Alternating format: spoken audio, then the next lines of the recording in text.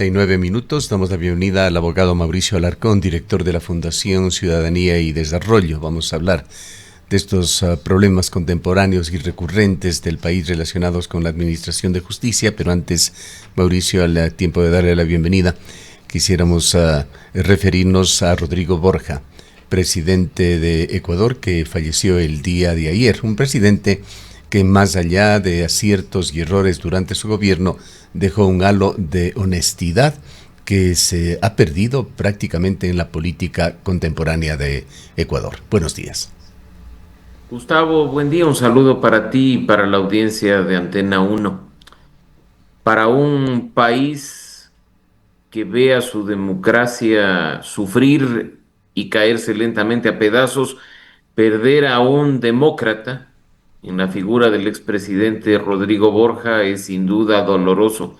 Mira que no solo podríamos referirnos aquí a su trabajo como político, a los aportes que hizo para la formalización en el país de una tendencia socialdemócrata en una organización política estructurada que formó bases, que aupó carreras, que hizo las cosas sobre la base de lo que realmente significa un partido político para una república democrática, sino también sus aportes a la ciencia política.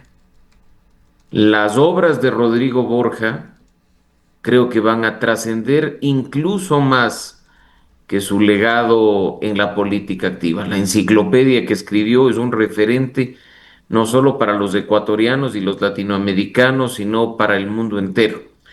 Desde Ciudadanía y Desarrollo y desde mi persona, por supuesto, transmitir el más sentido pésame a sus familiares, a sus personas cercanas y a todos aquellos que sobre la línea de la democracia sienten dolor por la pérdida de un demócrata. Bien, Mauricio, con este eh, prolegómeno vayamos a temas del país. Nuevamente, la independencia judicial en entredicho en Ecuador. ¿Qué tan independiente es hoy el sistema judicial ecuatoriano frente a presiones delincuenciales, políticas, económicas en este nuevo escándalo que se ha abierto en el país? La independencia de la justicia, Gustavo, y lo hemos hablado en ocasiones anteriores en este espacio, es un elemento fundamental para la existencia misma de la democracia. Quien crea que basta con ir a votar cada cierto tiempo, rayar una papeleta, pronunciarse o elegir representantes, es suficiente para decir que se vive en una democracia, está equivocado. La independencia de la justicia es fundamental para todos los ciudadanos, no solo para aquellos que ya se encuentran en el sistema judicial litigando, auspiciando causas, porque en cualquier momento uno de nosotros puede estar inmerso en una acción en la que se requiere trabajar, pelear por la justicia en una cancha equilibrada, horizontal, donde manden las leyes y no las personas. Lo que hemos escuchado en las últimas horas a propósito de un lamentable hecho en torno a la figura de un juez anticorrupción es un grano más de arena a una playa que ha venido acumulándolos desde hace mucho tiempo. Las dudas y los cuestionamientos, además sobre procederes de funcionarios del Consejo de la Judicatura, se han venido contando, me atrevo a decir, por decenas durante los últimos años. No tuvimos ya un metástasis, no tuvimos ya un purga, no tuvimos ya un plaga. Lo que acabamos de escuchar en el corto antes de la entrevista y que han venido haciéndose eco los medios de comunicación de manera acertada, no es posible en un país que dice ser una democracia. Presiones de un funcionario de la judicatura para que un juez actúe de determinada manera, presiones de un funcionario de la judicatura para que no tenga vacaciones ni se acepte su renuncia, para que se reivindique juzgando un caso de alta notoriedad política como el que se lleva a cabo contra el alcalde de Guayaquil, Aquiles Álvarez. Yo creo que esta podredumbre únicamente va a terminar cuando la ciudadanía se rebele frente a un sistema que con total y absoluta impunidad viene haciendo de las suyas en la justicia. Doctor Alarcón, muy buenos días. Pues hay muchas preocupaciones en torno a hechos de esta naturaleza. Usted mismo ya ha enumerado algunos casos en los que hemos visto cómo la justicia aquí en el país para nada ha sido independiente y que sin duda alguna pone serias limitaciones a la democracia y sobre todo a la confianza institucional. Aquí nos preguntamos, la situación de la incursión del narcotráfico, de la criminalidad en el país es realmente preocupante, seria, pero por el otro lado está cómo está estructurado el sistema de justicia aquí en el país. Hablamos de un Consejo de la Judicatura que ya hemos visto cómo se han dado los procesos para elegir a sus autoridades. ¿En dónde nomás están los problemas? El Consejo de la Judicatura debe reestructurarse, el Consejo de la Judicatura debe desaparecer. Muchas de las veces hemos hablado de que se requiere urgentemente reformas en el sistema judicial. ¿Cuáles deben ser estas reformas? O quizás no se necesita reformas, sino simplemente saber escoger bien a las personas. Rosana, buen día. Mira que hay dos puntos sobre los cuales trabajar. Sí, uno que tiene que ver con reformas normativas, tanto en el ámbito constitucional como en el ámbito legal, pero el otro, que es quizá el más difícil, el de llevar adelante e impulsar la implementación de esa cultura de la legalidad de la que se viene hablando desde hace tanto tiempo. Si tenemos buenas normas, no basta con tenerlas, necesitamos cumplirlas. Y buena parte de los problemas que nuestra justicia enfrenta hoy se debe al incumplimiento normativo. ¿Tenemos una judicatura siguiendo el proceso que dice la Constitución? ¿Tuvimos una judicatura a tiempo, como decía la normativa? No. De poco o nada importó que el Ejecutivo, jugando políticamente, haya demorado meses la entrega de su terna frente a un Consejo de Participación Ciudadana que actúa políticamente para asegurarse su supervivencia hasta 2027. ¿De qué ha importado no cumplir la Constitución y la ley y no tener una renovación parcial de la Corte Nacional de Justicia? Intento fallido en 2 ocasiones, teniendo las normas claras, teniendo los procesos establecidos, pero estando ausente la voluntad política de hacer las cosas. ¿Por qué estamos sin evaluar a jueces y sin evaluar a fiscales, cuando la norma lo ordena y establece con claridad lo que se tiene que hacer? Porque la política echa mano de manera selectiva y a conveniencia de este tipo de cuestiones para extorsionar y presionar a jueces y fiscales en causas como las que estamos viendo. Entonces, claro, un eje que acabamos de mencionar sí se requieren reformas. Yo no creo que la judicatura deba desaparecer, pero creo que sí tiene que terminar esa perversidad de su composición política, Rosana, que tiene que además reverse sus atribuciones, porque el Consejo de la Judicatura tiene que estar ahí para la parte administrativa de la justicia, porque los jueces no pueden estar, pues, pendientes de que lleguen los recursos a tiempo, de que se actualicen los sistemas o de que hayan las evaluaciones. No, no, no. Parte administrativa debe quedarse con una composición distinta. Hay que echarle ojo a la parte sancionatoria, hay que echarle ojo a la forma en que se compone, pero del otro lado, de nuevo, presionar desde la ciudadanía porque la normativa se cumpla, porque uno de los mayores problemas que tenemos como país, no solo en la justicia, sino en muchos otros asuntos, es que la ley y la Constitución están de adorno, mandan las personas y no las normas. Hablando de Ecuador, es común, ha sido muy común en los últimos años las presiones que sufren los jueces.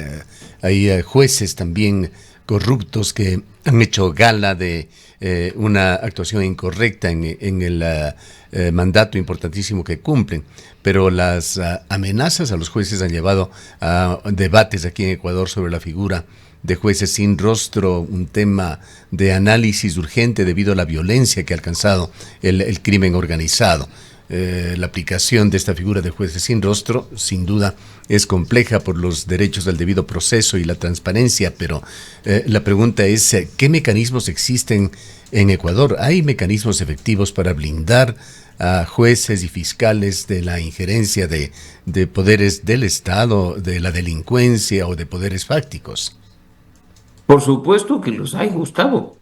Y por eso es que si tú revisas algo tan simple como el comunicado que el día de ayer emitió la Fiscalía, ya se dice, pues, frente a lo que está sucediendo, la exhibición del rostro, frente a lo que ha venido pasando con este juez, en cuestión de horas, necesitamos la intervención, pues, de la institucionalidad para protegerlo, para evitar represalias.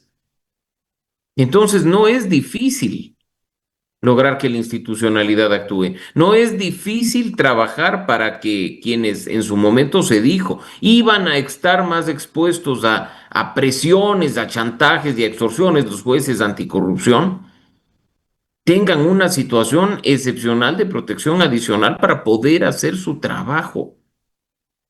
Hace pocos meses, recordarás tú, conocimos la noticia de un juez anticorrupción investigado por corrupción.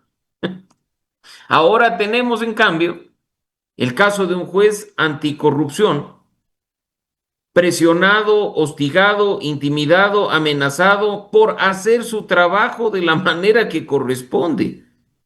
Era un sector sensible, era tan sensible que el proceso de designación de estos jueces se llevó a cabo con apoyo de cooperación internacional.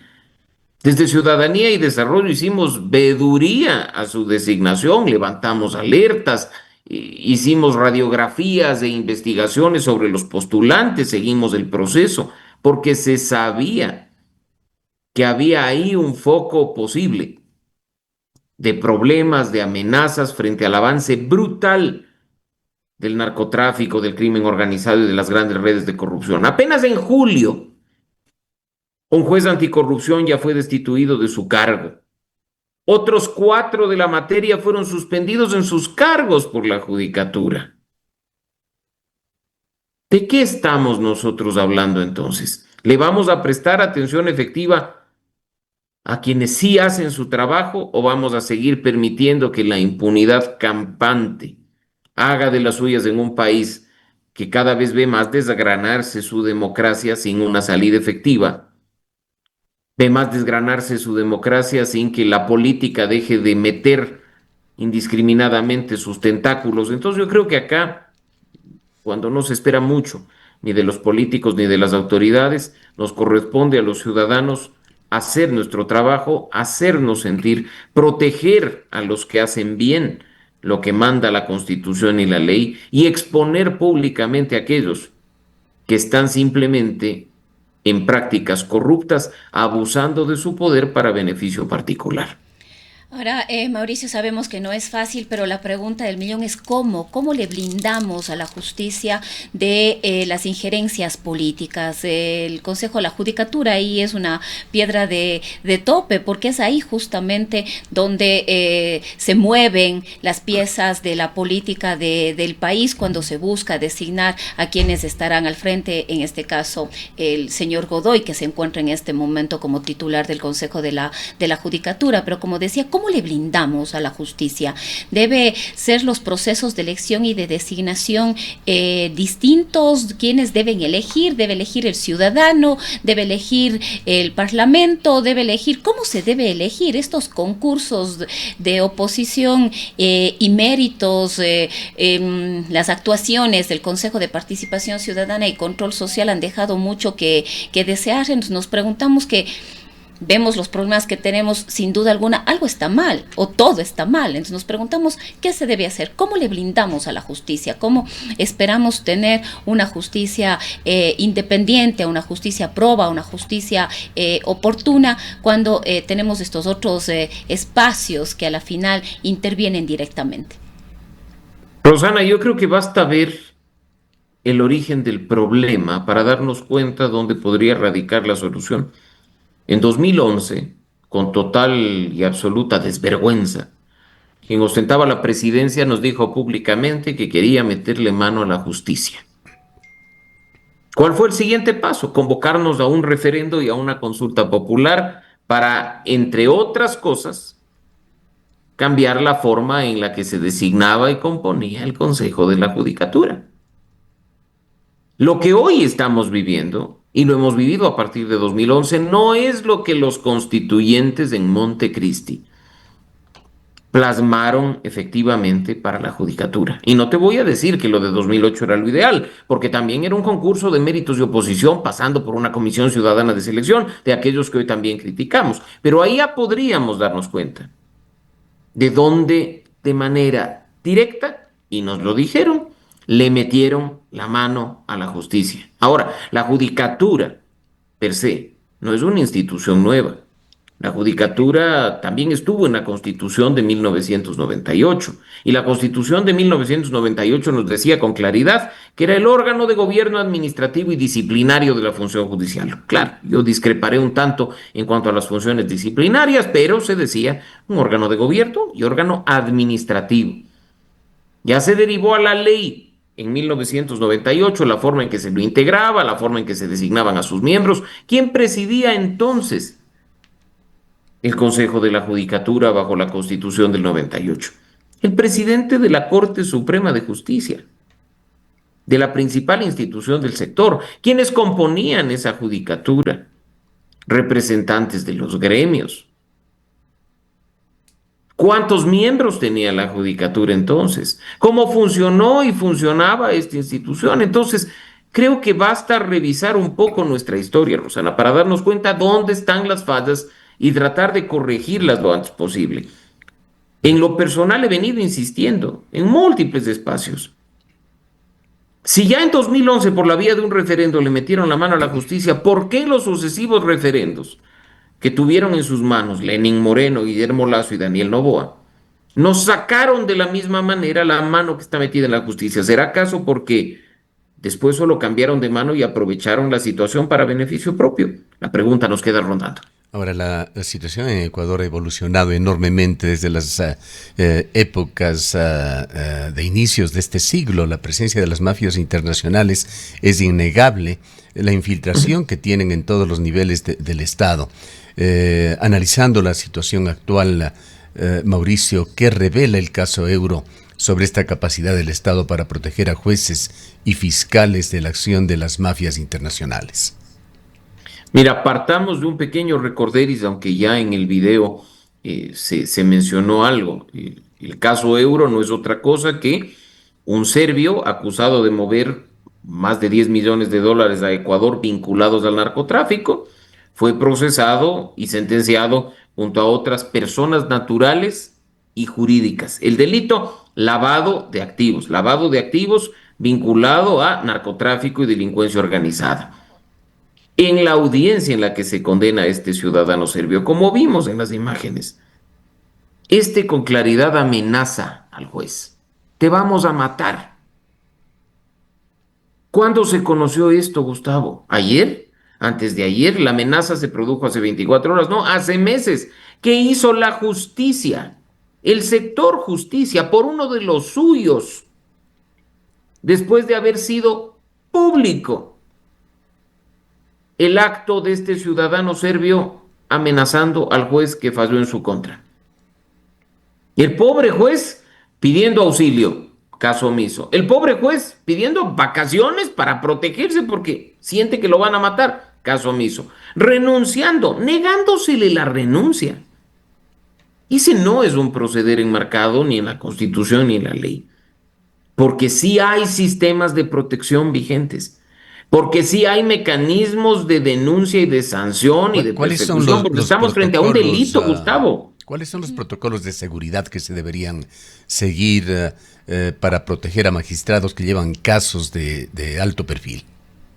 Mira, no se trata acá, como en muchos casos se dice, de trabajar con jueces sin rostro, pero la justicia, y basada en estándares internacionales, tiene protocolos de seguridad que parten de medidas de protección inmediatas, dependiendo del nivel de riesgo, que son poner escoltas, protección, blindaje en los vehículos, hasta otro tipo de medidas preventivas, que tienen que ver cuando se sospecha de ciertos asuntos, cambio de rutinas, el establecimiento de audiencias virtuales para que no haya contacto físico entre los procesados, los jueces y los fiscales, pero lo que sucedió fue en una audiencia virtual, y procesos administrativos al interior del sector justicia para solucionar ayuda. Hay un protocolo de protección de operadores de justicia en el Ecuador que tiene medidas de respuesta rápida, coordinada e interinstitucional, el mencionado por la Fiscalía, con el Ministerio del Interior.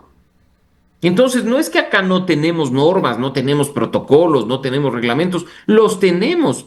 Tampoco es que no se cuenta con recursos económicos. Las instituciones cuentan con recursos económicos para esto, Gustavo. Entonces, empieza uno a dudar cuando más bien ve que estas medidas de protección se activan o convenientemente se desactivan en función de los intereses políticos y hasta personales falta de quienes toman las protección decisiones. judicial, que es el caso de este juez, ¿se puede considerar como una forma indirecta de cooptación del sistema? Y quizá más preocupante, una forma de acción personal para satisfacer intereses particulares o incluso familiares. Independientemente de que nos digan, Gustavo, que ya no hay vínculo con la causa o nos manden comunicados públicos a través de las redes sociales, hay una relación familiar que no por primera vez salta a la opinión pública y genera conflicto y que debió ser pues prevista oportunamente para evitar cuestiones como ¿qué estas. debería pasar con Mario Godoy? Entendemos que se le ha llamado a la asamblea posiblemente para responder por sus actos. Bueno, vamos a ver nuevamente un tema político, ¿no? Porque lo que hemos visto es un llamado a informar, no es un proceso de fiscalización, no es una acción totalmente enmarcada en lo que la ciudadanía esperaría frente a esto. Ojalá no estemos frente a más de lo mismo. Acciones, medidas, las hay, que las instituciones actúen como corresponde, Gustavo. Yo creo que acá esos cuestionamientos se hicieron presentes incluso cuando el presidente de la Corte Nacional de Justicia incluyó al señor Godoy en la terna, y ahora lo que estamos viendo es en definitiva las consecuencias de ese tipo de acciones. Bien, queremos agradecerle por su presencia, Mauricio. Gracias, Gustavo, gracias, Rosana. Un saludo para ustedes y para la audiencia de Antena 1. Declaraciones del abogado Mauricio Alarcón, director de la Fundación Ciudadanía y Desarrollo. Son las 8 horas.